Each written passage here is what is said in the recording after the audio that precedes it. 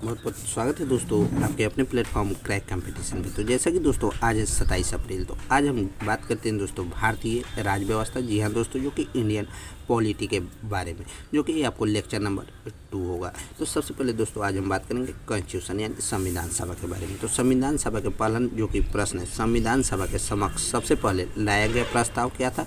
तो उद्देश्य प्रस्ताव संविधान सभा के समक्ष सबसे पहले लाया गया प्रस्ताव था, जबकि उद्देश्य प्रस्ताव पेश किया गया था दोस्तों किसके द्वारा? तो जवाहरलाल नेहरू के द्वारा 13 दिसंबर 1946 को उद्देश्य प्रस्ताव पेश किया गया था। अब बात करते हैं दोस्तों उद्देश्य प्रस्ताव को उद्देशिका के रूप में पारित किसके द्वारा किया गया था? तो कब किया गया था? तो दोस्तों 22 जनवरी 1947 को पारित किया गया था।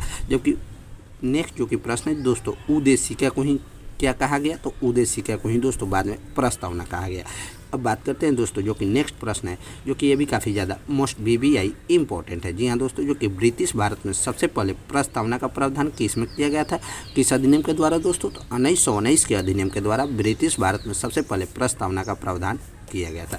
अब बात करते हैं दोस्तों भारतीय संविधान की प्रस्तावना शुरू कहाँ से होती है? तो हम भारत के लोग से भारतीय संविधान की प्रस्तावना शुरू होती है, जो कि ये काफ़ी ज़्यादा मोस्ट बीबीआई इंपॉर्टेंट है। अब बात करते हैं दोस्तों प्रस्तावना यानी प्रस्तावना या उद्देशिका लिया गया था कहाँ से दोस्तों? तो अमेरिका से प्रस्तावना या उद्देशिका लिया गया है। अब बात करते हैं दोस्तों जो कि प्रस्तावना की भाषा लिया कहाँ से गया था? तो ऑस्ट्रेलिया से प्रस्तावना की भाषा लिया गया था, जबकि प्रस्तावना या उद्देशिका लिया गया था अमेरिका से। अब बात करते हैं दोस्तों प्रस्तावना को संशोधित किसके द्वारा किया गया था? तो एक बार 42वें संविधान संशोधन 1976 के द्वारा प्रस्तावना को संशोधित किया गया था। जबकि बात करते हैं दोस्तों नेक्स्ट प्रश्न, जो कि संविधान की प्रस्तावना में समाजवादी, पंथ निरपेक्ष तथा अखंडता शब्द किस अधिनियम के द्वारा जोड़ा गया? तो संशोधन 1976 द्वारा इंदिरा गांधी के समक्ष जोड़ा गया, जिसमें समाजवादी, पंथ निरपेक्ष तथा अखंडता शब्द जोड़ा गया।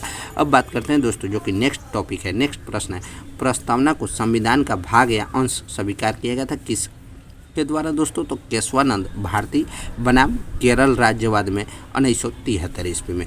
जो कि अब नेक्स्ट अगला प्रश्न है, भारतीय संविधान की आत्मा क्या कहलाता है? तो भारतीय संविधान की आत्मा दोस्तों प्रस्तावना कहलाता है। तो ये भी काफ़ी ज़्यादा मोस्ट बीबीआई इंपॉर्टेंट है। उसके बाद बात करते हैं दोस्तों प्रस्तावना को भारतीय संविधान की आत्मा या पूंजी कहा है किस अनुच्छेद के तहत? तो अनुच्छेद 32 को संवैधानिक उपचारों के अधिकार के तहत। अब बात करते हैं दोस्तों अनुच्छेद 19 को भारतीय संविधान की आत्मा किसने कहा है? तो पंडित जवाहरलाल नेहरू ने अनुच्छेद 19 को भारतीय संविधान की आत्मा कहा है। बात करते हैं दोस्तों जो कि नेक्स्ट टॉपिक है, अभी हम पढ़ रहे हैं प्रीएम्बल यानी प्रस्तावना चैप्टर, जो कि प्रस्तावना को उद्देशिका भी कहते हैं। तो प्रस्तावना को भारतीय राजनीति की जन्म कुंडली किसने कहा था? तो के.एम. मुंशी के द्वारा प्रस्तावना को भारतीय संविधान की भारतीय राजनीति की जन्म कुंडली कहा गया था। अब बात करते हैं दोस्तों जो कि नेक्स्ट प्रश्न है, संविधान को एक पवित्र दस्तावेज किसने कहा है? तो भीमराव अंबेडकर ने संविधान को एक पवित्र दस्तावेज कहा है। जबकि बात करते हैं पाकिस्तान के लिए पृथक संविधान सभा गठित की गई 26 जुलाई 1947 को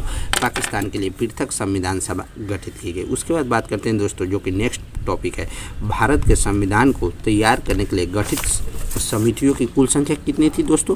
तो भारत के संविधान को तैयार करने के लिए गठित समितियों की कुल संख्या 13 थी। उसके बाद बात करते हैं दोस्तों प्रारूप समिति में सदस्यों की कुल संख्या कितनी है? तो प्रारूप समिति में सदस्यों की कुल संख्या 7 है।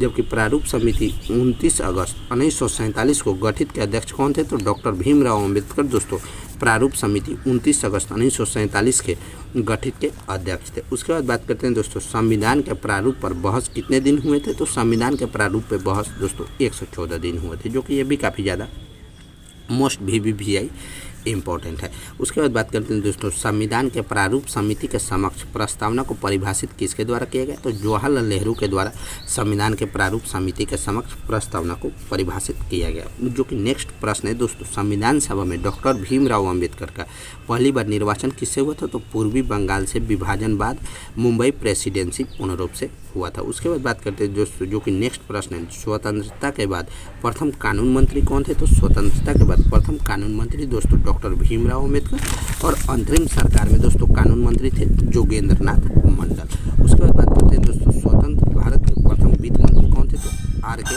पणमुखम चेट्टी स्वतंत्र भारत के प्रथम वित्त मंत्री। तो कैसा लगा दोस्तों वीडियो? अगर वीडियो अच्छा लगे तो वीडियो को लाइक, चैनल पे नए हैं तो सब्सक्राइब और शेयर करना ना भूलें। ठीक है दोस्त, बाय बाय, मिलते हैं नेक्स्ट अन्य वीडियो में।